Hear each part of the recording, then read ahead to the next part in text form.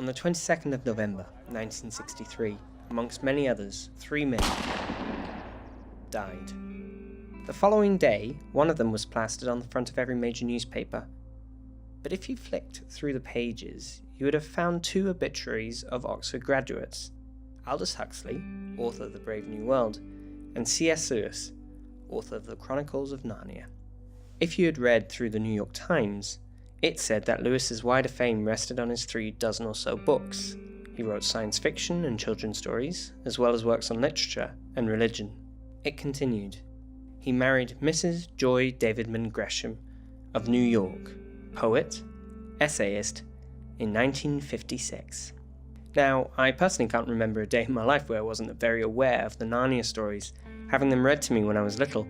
Stories that contained the resurrection of a messianic lion because of a deep magic that superseded the laws of vengeance, to a boy saving his mother from a terminal illness with an enchanted apple.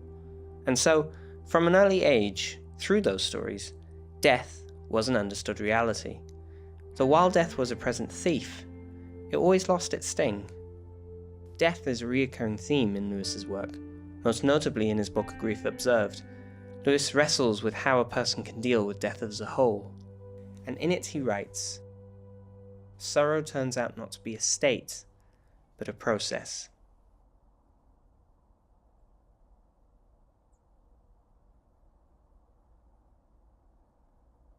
So, when Lord Richard Attenborough sought to remake Shadowlands in 1993, a film about C.S. Lewis's and Joy Gresham's short-lived marriage, it's no surprise that transience and change are overarching notions in the film.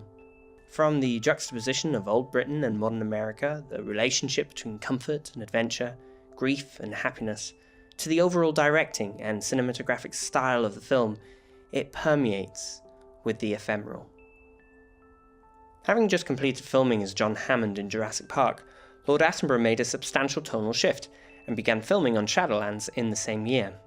In a Guardian article a few years later, he went so far as to say that it was his favourite film that he had made. It's very exciting for me because I've never done anything quite like that before. I tend to get labelled with tens of thousands of crowds and so on, whereas in truth what I love working with the actors. It's very easy for a story like this to fall into an exaggerated melodrama, but what ultimately keeps it firmly rooted is its style. A style that is naturally the result of many component parts: Lord Richard Attenborough's direction, Anthony Hopkins and Deborah Winger and the whole cast's performance, William Nicholson's original play and this adaptation, Leslie Walker's editing, George Fenton's music. But to start off, what I want to linger on is Roger Pratt's cinematography. Notable for his other works, such as his Oscar nomination for The End of the Affair, his BAFTA nomination for Chocolat, Harry Potter and the Chamber of Secrets, and The Goblet of Fire, alongside Tim Burton's take on Batman, Terry Gilliam's Brazil, Fisher King, 12 Monkeys, and Wolfgang Petersen's Troy. Shadowlands was Pratt's first collaboration with Attenborough, which was then followed by Grey Owl in 1999 and Closing the Ring in 2007. Pratt is clearly able to adjust style and tone to a director's needs. For my part, a cameraman's job is to be an enabler. I'm not a person that forces a style or dictates to the director what he can't do to make my images look good. It's a joint effort, and I feel that what we do when the director says, I wish to create this kind of feeling, I want to lead the audience, that we supply all the requisite tools. Gilliam notably disquiets his audiences by distorting faces with wide-angled close-ups, which means Pratt didn't need to just effectively compose for the subject, but also needed to consider the lighting of the environments as well. For Gilliam, he also used dramatic lighting in wide shots. While for Tim Burton, he had to work with the director's expressionistic sensibilities, harsh shadows and establishing a very stylized set. However, Variety magazine calls his main strength location lensing, using natural light and environments to create incredibly picturesque images. Pratt consistently demonstrates a deft hand at understanding a director's vision and style. But of course, such aesthetic qualities are only one part of the story. With Deborah Winger and William Nicholson's Oscar nominations for Best Leading Actress and Adapted Screenplay respectively, and the film's BAFTA win for Best British Film, It's clear that the writing and directing contribute considerably to the quality of the film. William Nicholson was the author of the original play that the film was based on, as well as the original TV adaptation of 1985. Other credits of his include Gladiator, Elizabeth the Golden Age, and Les Miserables. To get a sense of Attenborough's acting decisions, it's interesting to look at a comparison between his version of this film and Norman Stone's original 1985 TV movie, which both were based on Nicholson's play. So let's have a look at a scene where Walter and C.S. Lewis, also known as Jack, receive a letter from Joy Gresham. A letter from Mrs. Gresham? I can't remember any of it. Jewish communist Christian American? You may ask me. I know it was strange if I've forgotten it. Can't answer that one. I like her letters. She can be quite sharp sometimes.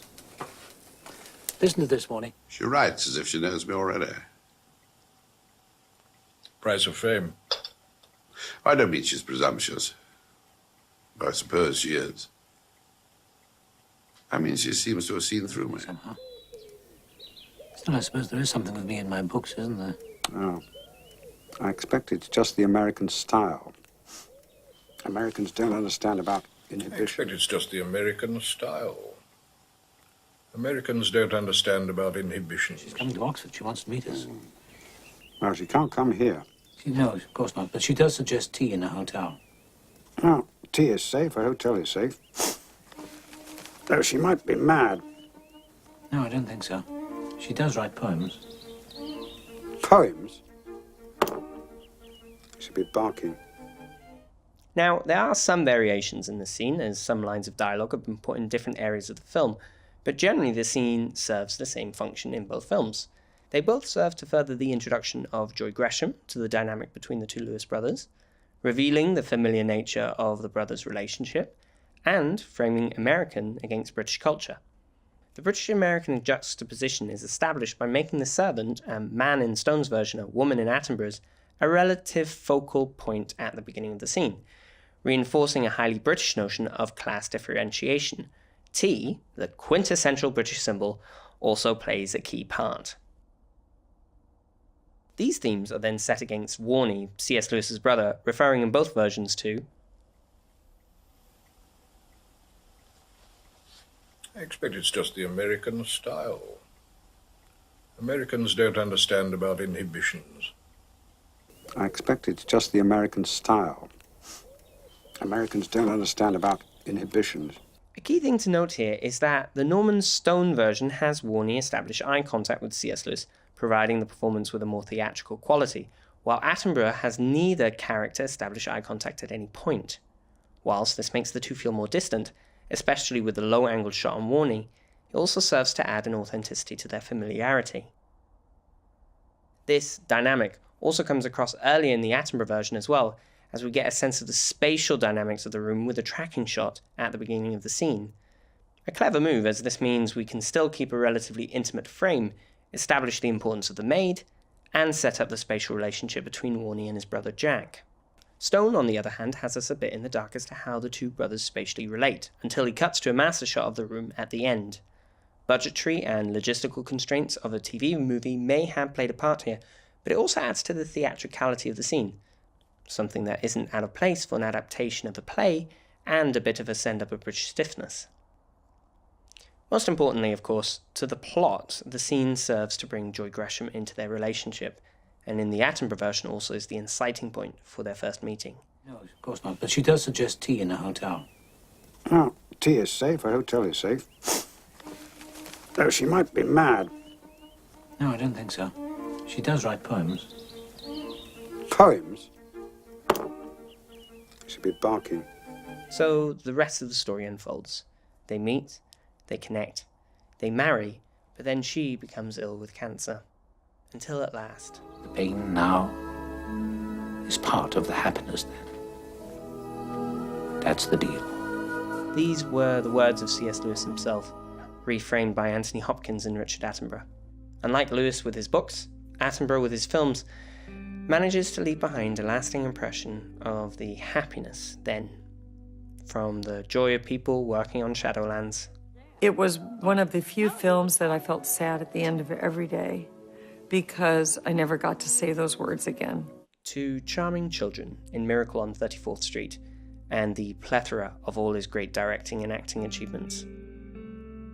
It seems fitting that Attenborough and Lewis would have a shared legacy. Two firmly British men and two storytellers whose work still possesses the power to captivate.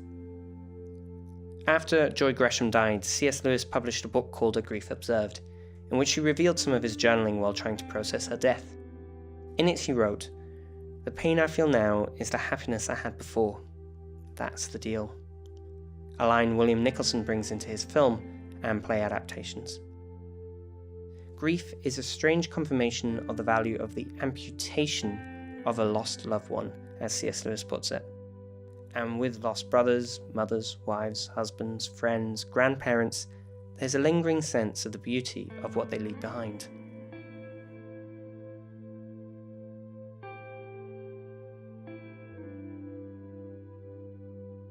Lord Richard Attenborough passed away on the 24th of August 2014, the same year as Mike Nichols, Robin Williams, Lauren Bacall, Eli Wallach, Philip Seymour Hoffman, and many more. C.S. Lewis died in his home, the same day as Aldous Huxley and John F. Kennedy. All names with deposits of happiness they left behind. And these deposits, in particular films like Shadowlands, remind me of the transience of things. As transient as the director who made the film, the shifting cultures it represents, or the stylistic choices therein. But rather than stifle its enjoyment, it points out that for a fleeting moment, there was a lasting gift of meaningful joy, showing that while death is a thief, grief is, for a time, the evidence that the person gone meant something to us. The pain now is part of the happiness then. That's the deal.